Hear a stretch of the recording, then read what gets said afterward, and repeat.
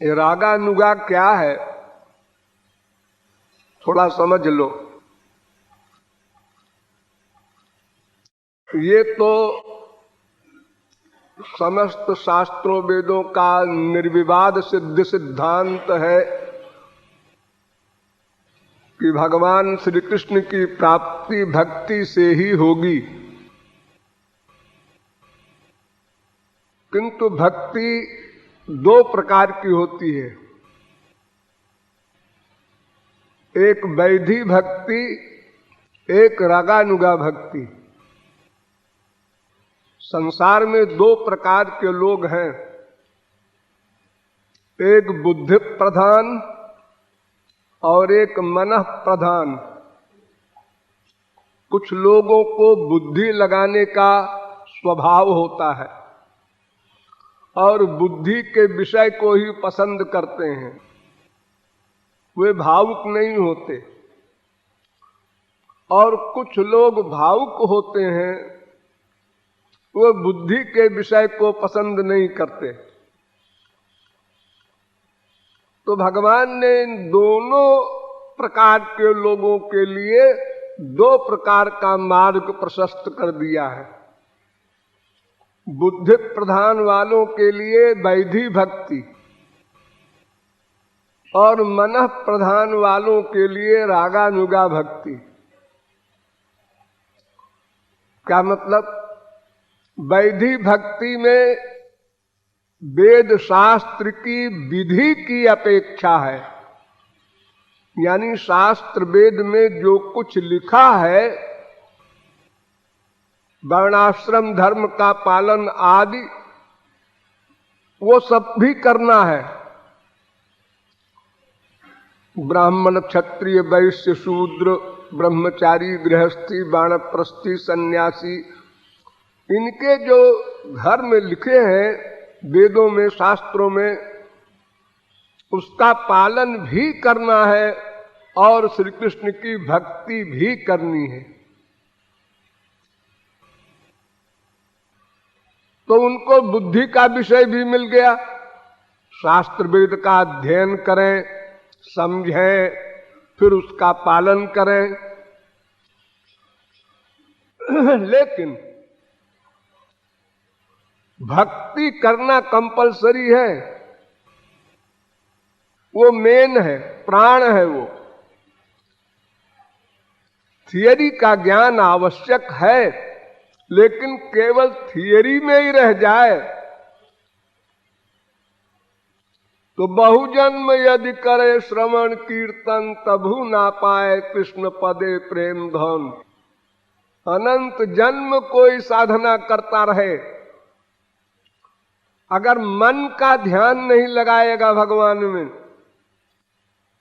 तो वो साधना नहीं है। जैसे जीरो में गुणा करते जाओ जीरो आएगा उत्तर, ऐसे ही जैसे किसी का पैर बांध दो और उससे कहो क्विक मार्च, डबल मार्च, वो क्या मार्चिंग करे बेचारा, उसके पैर तो बंधे हैं, अपनी जगह पर खड़े खड़े वो मार्चिंग कर सकता है। इसलिए मन से नवधा भक्ति करना, श्रवणम कीर्तनम विष्णुरर्चनम पाद सेवनम स्मरणम वंदनम दास्यम सख्यम आत्मनिवेदनम, ये 9 प्रकार की भक्ति बताई है भागवत में। लेकिन इसमें 3 प्रमुख है। तस्मात् सर्वात्मना राजन हरिः सर्वत्र सर्वदा श्रोतव्यः कीर्तितव्यश्च स्मर्तव्यश्च। 3 चीज, श्रोतव्यः, कीर्तितव्यः और स्मर्तव्यः। सुनो, भगवान की बातें सुनो। इस समय आप लोग श्रवण भक्ति कर रहे हैं, फिर कीर्तन करो, लेकिन स्मर्तव्य, मन का स्मरण अवश्य करो। भक्ति के 2 स्वरूप बताए गए हैं, अनासंग भक्ति, सासंग भक्ति। अनासंग भक्ति माने जिसमें मन का संयोग न हो। पाठ हो रहा है, पूजा हो रही है मंदिर में या अपने घर में, रामायण का पाठ हो रहा है, गीता का पाठ हो रहा है, वेद का पाठ हो रहा है, ये अक्षरों को पढ़ा जा रहा है, ये फिजिकल वर्क है, वाणी का विषय है। वाणी मन नहीं है। हम मन संसार में रख करके वाणी से कीर्तन कर सकते हैं, करते हैं क्योंकि इसका अभ्यास है। कीर्तन करते जा रहे हैं आप लोग, अब बगल वाले को देखते हैं ये रो रहा है, ये लापरवाही कर रहा है, ये उधर देख रहा है, ये सब नहीं करना चाहिए। आपको अपने लक्ष्य पर रहना चाहिए। आपके बगल वाला क्या कर रहा है ये नहीं देखना चाहिए। गौरांग महाप्रभु के जमाने में एक साधक बड़ा कठोर हृदय वाला था, उसके आंसू नहीं आते थे कीर्तन में, रूप ध्यान भी करता था बेचारा, फिर भी आंसू नहीं आते थे।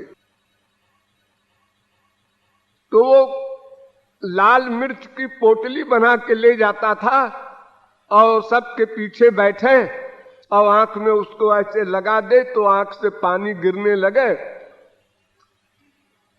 तो लोग समझ लें कि आंसू आ रहे हैं इसके। तो किसी ने शिकायत कर दिया गौरांग महाप्रभु से कि महाराज ये पाखंड करता है, मिर्ची ले आता है और आंख में लगा करके पानी निकालता है। महाप्रभु जी ने बुलाया उसको, क्यों भाई तुम ऐसा क्यों करते हो? दंभ तो वर्जित है। उसने कहा महाराज क्या करें, हम थक गए, परेशान हो गए, सोचते सोचते फील करते करते मेरे आंसू ही नहीं आते, तो हम आंखों को दंड देते हैं। तो महाप्रभु जी ने उसको चिपटा लिया और जिस आदमी ने शिकायत किया था उसको सत्संग से निकाल दिया कि तुम यहां इंक्वायरी करने आते हो, कौन आंसू बहा रहा है, कौन मिर्ची लगा रहा है, कौन क्या कर रहा है, तुम साधना करने आए हो, तुमको साधना करना चाहिए। तो रूप ध्यान परमावश्यक है। मन को भगवान के पास ले जाने का नाम है उपासना। उप अस धातु से लिव प्रत्यय होकर अन होकर के बनता है उपासना शब्द, जिसका अर्थ है भगवान के पास ले जाना। किसको? मन को। हाथ पैर आंख कान नाक इंद्रियों को नहीं।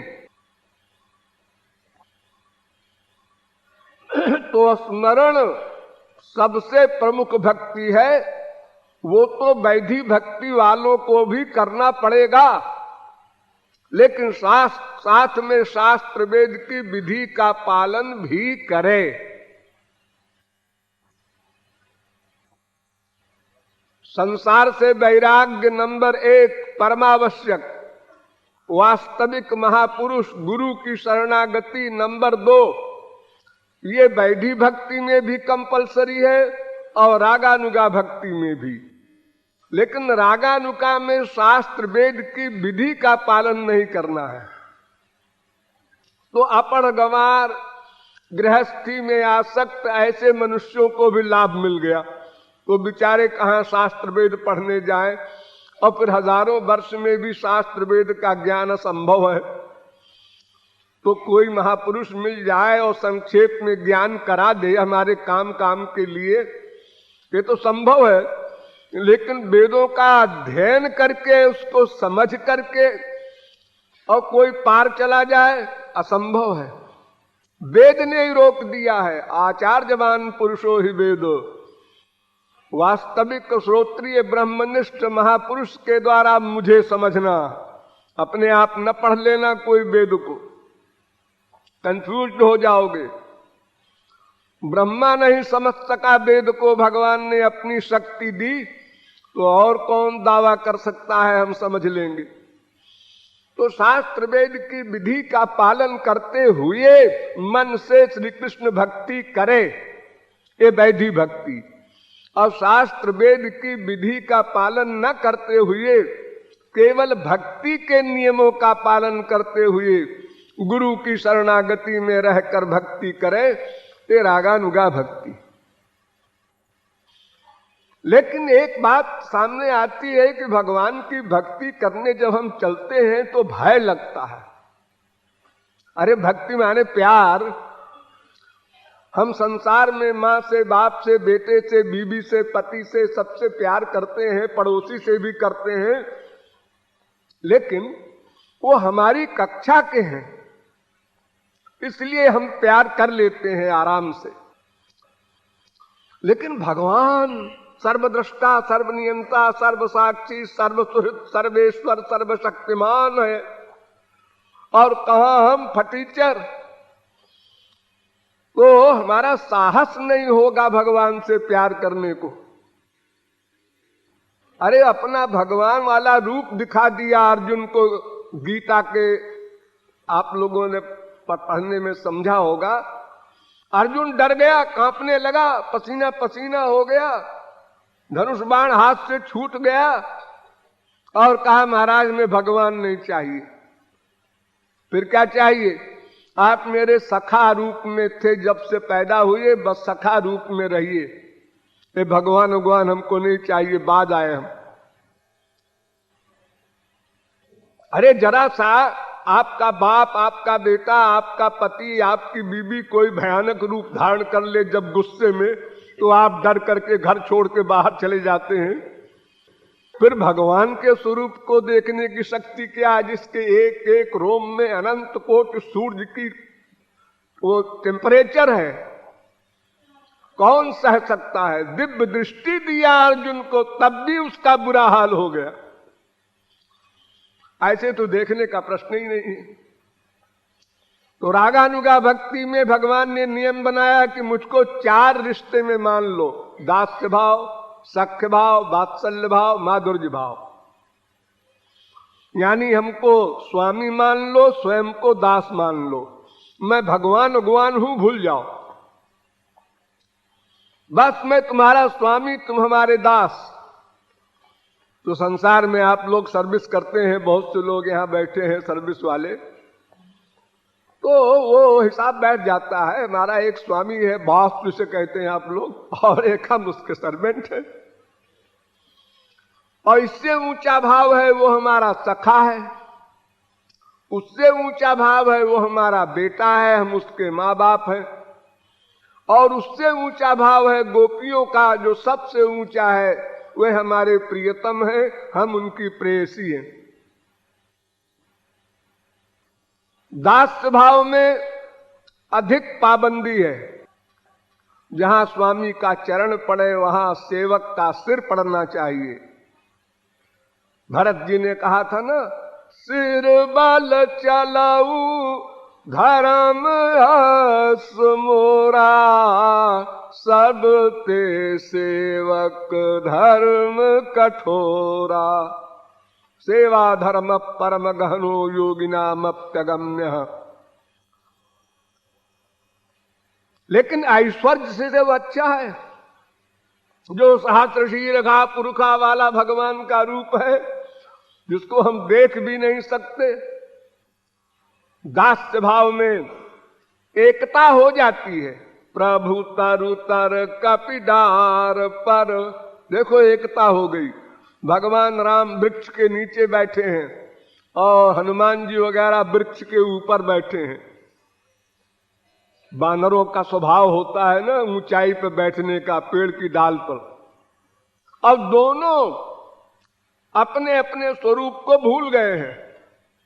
तो राम को भी याद नहीं मैं स्वामी हूं, भगवान हूं, डांट दूं, क्या बदतमीजी है, ऊपर क्यों बैठे हो तुम लोग, नीचे आके बैठो। और हनुमान जी वगैरह को भी होश नहीं कि मैं दास हूं, मेरे स्वामी नीचे बैठे हैं, मैं ऊपर बैठा हूं, कितना गलत है। दोनों भूल गए प्रेम समाधि में। दास्य भाव का प्रेम है। सख्य भाव तो और उससे ऊंचा होता है। सखा लोग ठाकुर जी को घोड़ा बनाते हैं, कंधे पर बैठ करके अपने पैर की एड़ी से ठाकुर जी के पेट में मारते हुए कहते हैं, ओ घोड़े तेज चल। और उस मार को खाकर ठाकुर जी विभोर हो जाते हैं, क्योंकि जानबूझ के तो हारे हैं उसी लात खाने के लिए। भगवान को कोई हरा तो नहीं सकता, लेकिन भक्त को सुख देने के लिए भक्तानाम विनोदार्थम करोमि विविधा क्रिया, अनेक प्रकार की क्रियाएं भगवान करते हैं अपने भक्त को सुख देने के लिए। अब जो बात पड़ोसी से नहीं कह सकते वो हम नौकर से कह सकते हैं, लेकिन जो बात नौकर से भी नहीं कही जाती वो दोस्त से कहते हैं। और नौकर से कहते हैं, ए बॉय आउट, बाहर जाओ, कुछ प्राइवेट बात करना है।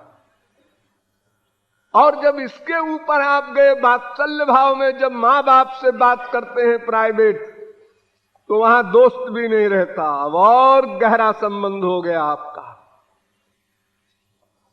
और उससे ऊंचा जब आप संसारी स्त्री पति भी प्राइवेट बात करते हैं तो वहां माँ बाप भी नहीं रहते हैं, सबसे प्राइवेट।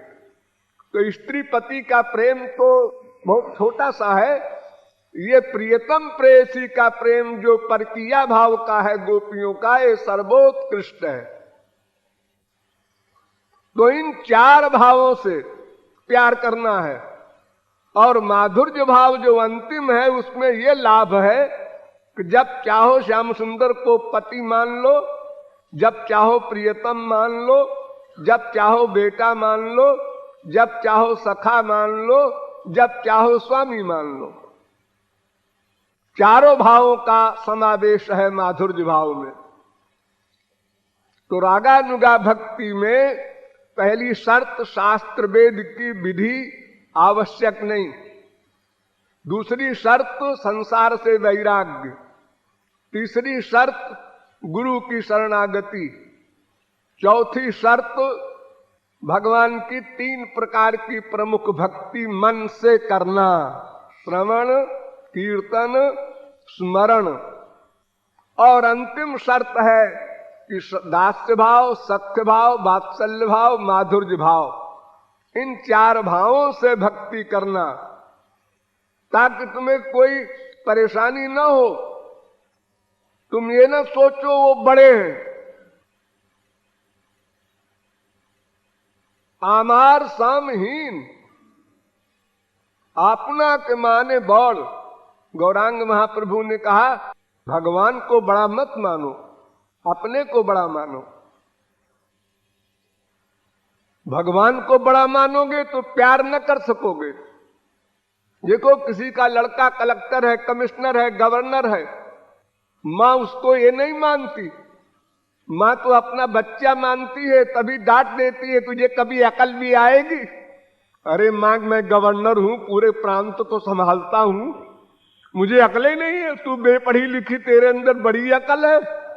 चुप रहे, नहीं अभी एक झापड़ लगाऊंगी। माँ को इतना अधिकार है, वो नहीं मानती क्या काबिलियत है मेरे बेटे में। अरे मुझसे पैदा हुआ, क्या काबिलियत होगी उसमें? इसी प्रकार एक साधारण बेपढ़ी लिखी स्त्री पति को डांट देती है। एक बार मैं इलाहाबाद में एक हाई कोर्ट जज के यहां गया, अचानक गया, हमेशा जाया करता था। तो देखा तो हम ड्राइंग रूम में पहुंचे ही थे कि बगल के रूम में लड़ रहे थे मियां बीवी। तो स्त्री कह रही थी कि तुमको अकल कभी नहीं आएगी। बताओ, जिंदगी और मौत का फैसला करने वाला जस्टिस, और उसके लिए बीवी कह रही है तुमको अकल कभी नहीं आएगी। इतने में अचानक हम उस कमरे में दाखिल हो गए, लड़ाई खत्म हो गई। अरे महाराज जी आए, महाराज जी आए।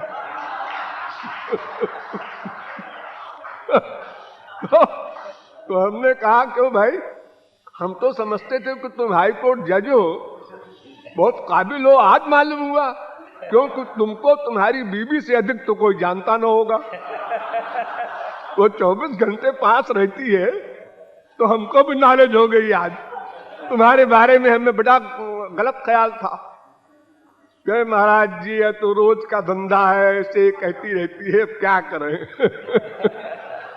उसको अपने प्यार पे अधिकार है। मेरा पति है, तुम 5 बजे गए, 6 बजे क्यों नहीं लौटे? अपने अधिकार से वो डांटती है, कहती है, शासन करती है। इसी प्रकार जितने भी भाव हैं सब में अधिकार के अनुसार भगवान के प्रति हमारा प्यार बढ़ता जाता है। तो रागानुगा व्रत को धारण करके इन 4 भावों से श्री कृष्ण की उपासना करनी है, ये भावार्थ है।